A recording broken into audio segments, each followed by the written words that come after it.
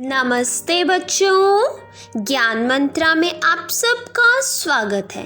आज हम कक्षा 5 का पाठ 6 चिट्ठी का सफर कर रहे हैं। अपनी 10-12 साल की जिंदगी में तुमने कुछ पत्र तो लिखे ही होंगे। वह पत्र अपने सही पते और समय पर किस तरह पहुँचे होंगे, यह बहुत सी बातों पर निर्भर करता है। जैसे कि चिट्ठी किस स्थान से किस स्थान पर भेजी जा रही है, संदेश पहुँचाने की कितनी जल्दी है, तुमने पूरा और ठीक पता लिखा है कि नहीं, तुमने उस पर डाक टिकट लगाया है कि नहीं आदि। अब प्रश्न यह उठते हैं कि आखिर चिट्ठी पर डाक टिकट लगाया ही क्यों जाए। अभी बच्चा ये आपसे बात कर रहे, कहते हैं कि आपने अपने 10-12 साल की ज़िंदगी में चिट्ठी तो ज़रूर लिखी होगी, कुछ पत्र तो आपने ज़रूर लिखे होंगे। अब ये सोचने की बात है कि वह हमेशा अपने सही पते पर और समय पर कैसे पहुंच जाते हैं। अब ये चीज़ भी बहुत सारी बातों पर निर्भर करती है, जैसे चिट्ठी किस स्थान से किस स्थान पर भेजी जा रही है, संदेश पहुंचाने की कितनी जल्दी है, और आपने पूरा पता लिखा भी है या नहीं, और साथ ही उस पर डाक टिकट भी लगाया है या नहीं। अब इन सारी बातों पर डिपेंड करता है कि आपकी चिट्ठी सही समय पर पहुंचेगी या नहीं।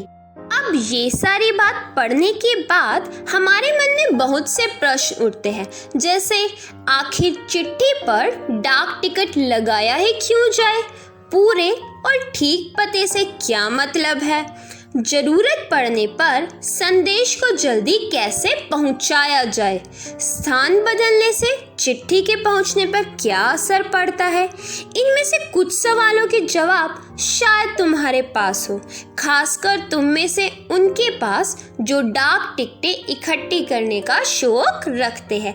अब कहते हैं हम लोगों के मन में बहुत सारे सवाल उठते हैं कि आखिरकार चिट्ठी पर डाक टिकट क्यों लगाते हैं, और उस पर ज़रूरत पड़ने पर संदेश हम कैसे जल्दी पहुंचा सकते हैं। मतलब एक चिट्ठी तो नॉर्मली जाती है, लेकिन अगर हमें किसी को स्पीड में अपना संदेश पहुंचाना तो वो हम कैसे पहुंचाएंगे। अब चिट्ठी का अगर पता बदल जाता है तो वो चिट्ठी सही स्थान पर क्यों नहीं पहुंच पाती। ऐसे ही बहुत सारे सवाल हैं जो हमारे मन में उठते हैं। इनके बारे में थोड़ी बहुत बातें कुछ बच्चे जानते होंगे जिनको डाक टिकट इकट्ठी करने का शौक होगा। इन सवालों के जवाब के लिए जरा नीचे दिए गए लिफाफों की ओर गौर से देखो, दोनों पतों को दी गई जगह में लिखो। अब देखो ये आपको दो दिखा रखे हैं पत्र जिनके बाहर पता लिखा है, एक में एक्सप्रेस डिलीवरी महात्मा गांधी जहां हो वहां। अब देखो ये कोई एड्रेस तो है नहीं, महात्मा गांधी जहां हो वहां ऐसा कोई एड्रेस नहीं होता, तो ये टिकट कभी भी पहुंच नहीं पाएगी क्योंकि इसमें एड्रेस ही नहीं है। दूसरा देखिए, दूसरे में पूरा एड्रेस ढंग से दे रखा है पता, तो ये वाली टिकट अच्छे से पहुंच जाएगी। अब आपके मन में बहुत से सवाल उठ रहे होंगे, ये दोनों टिकट किस तरीके से भिन्न है। गांधी जी को भेजे गए पत्र में पते की जगह पर लिखा है महात्मा गांधी जहां हो वहां वर्धा, जबकि लिफाफे पर इमारत या संस्थान से लेकर शहर तक का नाम लिखा हुआ है। पते में सबसे छोटी भौगोलिक इकाई से शुरू करके बड़ी की ओर बढ़े। छोटी से बड़ी भौगोलिक इकाई का मतलब यह हुआ कि घर के नंबर के बाद गली मोहल्ले का नाम, फिर गांव, कस्बे, शहर के जिस हिस्से में है उसका नाम, फिर गांव या शहर का नाम, शहर के नाम के बाद लिखे अंक को पिन कोड कहते हैं। अब ये बता रहे हैं कि जब हमें किसी को पत्र लिखना होता है तो सबसे पहले हमें सबसे छोटी भौगोलिक इकाई को लिखना होता है, अर्थात घर का नंबर, उसके बाद गली मोहल्ले का नाम लिखना होता है, फिर अपने गांव का नाम, गांव के बाद कस्बे का नाम आता है, कस्बे के बाद आता है हमारे शहर के जिस हिस्से में हम रहते हैं उसका नाम, फिर हमारे मेन गांव या शहर का नाम। शहर के नाम के बाद लिखे अंक को पिन कोड कहते हैं। शहर के नाम के बाद हमें पिन कोड लिखना होता है। हर जगह को एक पिन कोड दिया गया है। यह सोचने लायक बात है कि आखिर पिन कोड की ज़रूरत क्या है? अब ये कहते हैं कि ये तो सोचने की बात है कि आखिरकार हमें पिन कोड की ज़रूरत क्यों पड़ी। हमारे देश में अनेक ऐसे कस्बे, गांव, शहर है। अब ये बता रहे हैं कि हमारे देश में बहुत सारे ऐसे कस्बे, गांव और शहर है जिनके नाम एक जैसे हैं, जिनके आपको सेम नाम मिल जाएंगे। पते के बाद पिन कोड लिखने से गंतव्य स्थान का पता लगाने में डाक छांटने वाले कर्मचारियों को मदद मिलती है और पत्र जल्दी बांटे जा सकते हैं। अब क्या होता है, हमारे देश ने सारे के सारे जितने भी हमारे कस्बे, गांव, शहर है, सबको एक एक पिन कोड दे दिया, एक नंबर दे दिया है, जिसके कारण अगर किसी गांव या कस्बे का नाम सेम भी है तो कभी भी कंफ्यूजन नहीं होगी, क्योंकि हमें पता होगा कि ये वहाँ का पिन कोड है तो उसी जगह पहुँचेगा। ठीक है ना। और अगर पिन कोड होगा तो जो डाकिया होता है उन लोगों को, उन डाकों को अलग करने में आसानी रहती है कि कौन सी डाक कहाँ की है, जिसके कारण डाक टाइम पर जल्दी पहुँच जाती है। पिन कोड की शुरुआत 15 अगस्त 1972 को डाक तार विभाग ने पोस्टल नंबर योजना के नाम से की। अब ये बता रहे पिन कोड की शुरुआत 15 अगस्त 1972 को डाक विभाग द्वारा पोस्टल नंबर योजना के नाम से की गई थी।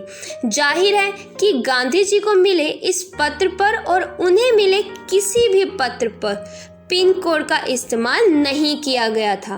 फर्क सिर्फ पिन कोड का ही नहीं है, समय के साथ डाक सेवाओं में निरंतर बदलाव और विकास होता रहा है। अब वह बताते हैं कि समय के साथ डाक सेवाओं में बहुत ज़्यादा परिवर्तन आया है। पहले अलग था और अब अलग हो गया। बहुत पुराने समय में कबूतरों के द्वारा संदेश भेजे जाते थे। एक समय ऐसा था जब हम संदेश कबूतर के माध्यम से भेजते थे।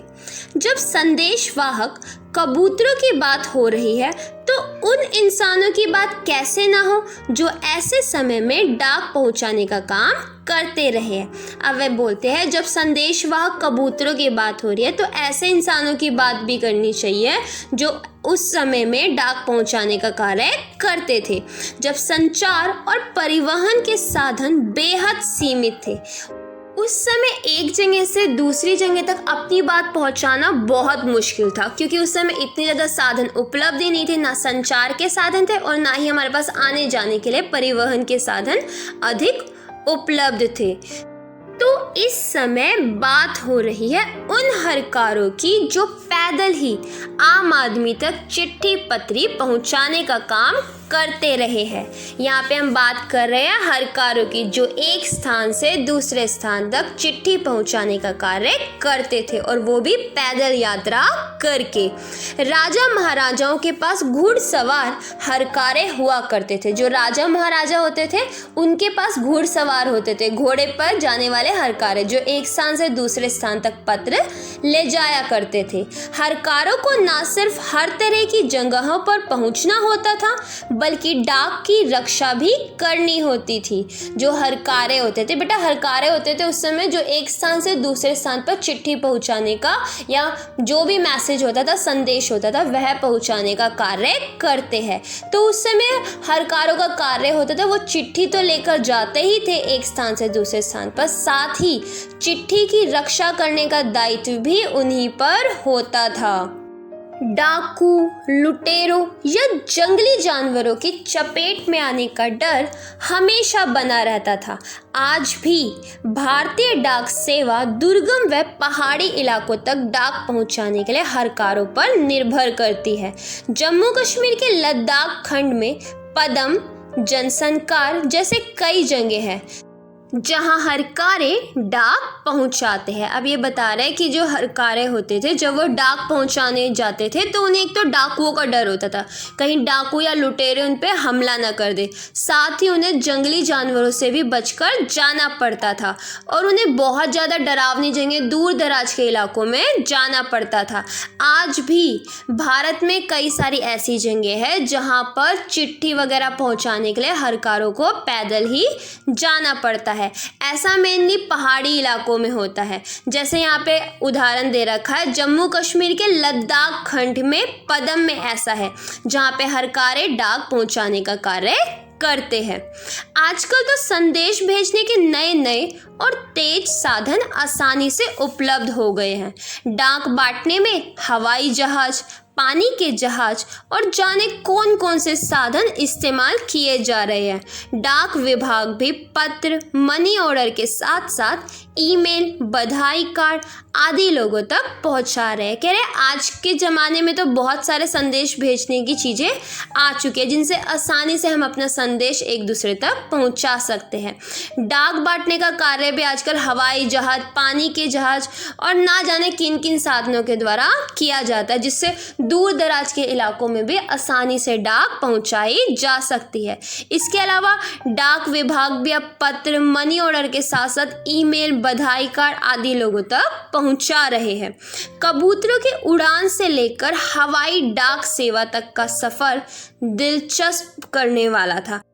कबूतरों की उड़ान से लेकर हवाई डाक सेवा का सफ़र बहुत ज़्यादा दिलचस्प है। सोचो बच्चों, शुरू में कबूतर पहुंचाते थे डाक, और आज का समय ऐसा आ गया जब हवाई जहाज के द्वारा पहुंचाए जा रहे हैं। यह सोचकर आश्चर्य होता है कि कबूतर जैसा पक्षी संदेशवाहक भी हो सकता है। कबूतर की कई प्रजातियां होती हैं और ये सभी संदेश लाने ले जाने का काम नहीं कर सकती।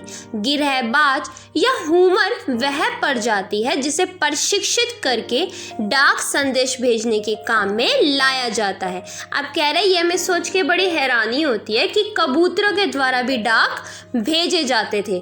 अब ये सोचने की बात है कि कबूतर भी एक संदेश वाहक बन सकता है। कबूतरों की बहुत ज़्यादा प्रजातियाँ होती है, लेकिन उनमें से डाक भेजने वाली प्रजाति एक गिरहबाज की होती है, जिसे गिरहबाज या हुमर कहा जाता है। इन्हें स्पेशली प्रशिक्षित किया जाता है, सिखाया जाता है, सिखाया पढ़ाया जाता है कि किस तरीके से डाक लेके जानी है। आखिर कबूतर अपना रास्ता ढूंढ कैसे लेता है? उन प्रवासी पक्षियों के बारे में सोचो और पता करो कि वे कैसे सैकड़ों मील का रास्ता सही जगह तय कर पाते हैं। अभी कहते हैं कि आप सोचो जरा कि आखिर कबूतर अपना रास्ता ढूंढते कैसे होंगे। उन बहुत सारे प्रवासी पक्षियों के बारे में सोचो जो मौसम के साथ एक जगह पे दूसरी जगह मीलों का रास्ता, सैकड़ों मीलों का रास्ता नाप कर पहुँचते हैं। बहुत सारे पक्षी हैं जो विदेशों से ठंड में हमारे यहाँ आ जाते हैं और जैसे यहाँ गर्मियाँ पड़ती है वो यहाँ से कहीं और चले जाते हैं। आप उनके बारे में सोचो और उनकी लिस्ट बनाओ। अब यहाँ पर हुमर कबूतरों के बारे में कुछ दिया गया है, जरा वो भी जान लेते हैं।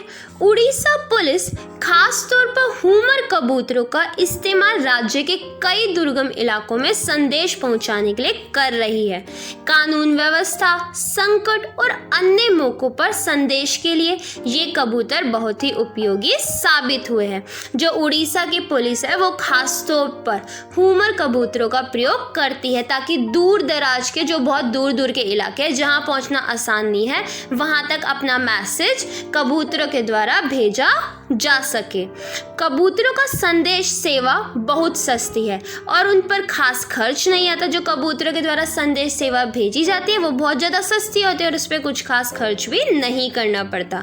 इन कबूतरों का जीवन 15 से 20 साल होता है और 8-10 साल तक वह बहुत अच्छा काम करते हैं। ये जो कबूतर होते हैं इनका जीवन 15 से 20 साल का होता है और 8-10 साल तक ये बहुत अच्छा काम कर सकते हैं। स्वस्थ कबूतर एक दिन में 1000 किलोमीटर तक का सफ़र कर सकता है। एक स्वस्थ कबूतर होगा वो एक दिन में 1000 किलोमीटर तक का सफ़र कर लेता है।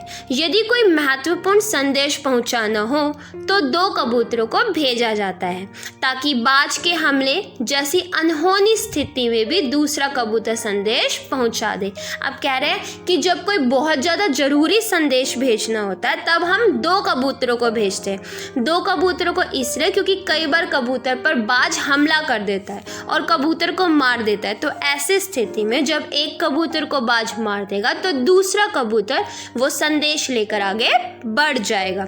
शायद यह पढ़कर तुम एक ऐसे कबूतर की कहानी पढ़ना चाहो जो दूसरे विश्व युद्ध में संदेश पहुंचाता था। अब ये कह रहे हैं शायद तुम्हें ये सब जान के तुम एक ऐसे कबूतर की कहानी पढ़ना चाहोगे जो दूसरे विश्व युद्ध में संदेश पहुंचाने का कार्य करता था। इस कबूतर की कहानी नेशनल बुक ट्रस्ट से अंग्रेजी में छपी एक किताब में दी गई है। किताब का नाम है ग्रेनेक, जो कि इस किताब के हीरो का भी नाम है। अगर तुम हिंदी में पढ़ना चाहते हो तो क्यों ना नेशनल बुक ट्रस्ट को पत्र लिखो कि वह इस किताब को हिंदी में भी छापे। यह रहा उनका पता, national book trust India, A5 green park, नई दिल्ली 110016। अब इन्होंने आपको एक पता दिया है इस कबूतर की कहानी पढ़ने के लिए। एक कबूतर था जिसने द्वितीय विश्व युद्ध में संदेश पहुंचाने का कार्य किया था, लेकिन ये जो कहानी इंग्लिश में छपी हुई है। अगर आप हिंदी में से पढ़ना चाहते हो तो इस नेशनल बुक ट्रस्ट को आप पत्र लिख सकते हो। अभी आपको पत्र के बारे में बताया था, तो आप उसके लिए चिट्ठी लिखिए और चिट्ठी के बाहर जो पता आपको डालना है वो पता आपको नीचे दिया गया है, उसको लिखिए और चिट्ठी भेजिए। तो बेटा ये चैप्टर हमारा यहीं पे ख़त्म हो रहा है। उम्मीद है आप सबको समझ आया होगा। अगर कोई भी डाउट हो आप मुझसे कमेंट बॉक्स में पूछ सकते हैं। वीडियो पसंद आई हो लाइक करना और चैनल को सब्सक्राइब करना मत भूलना। धन्यवाद।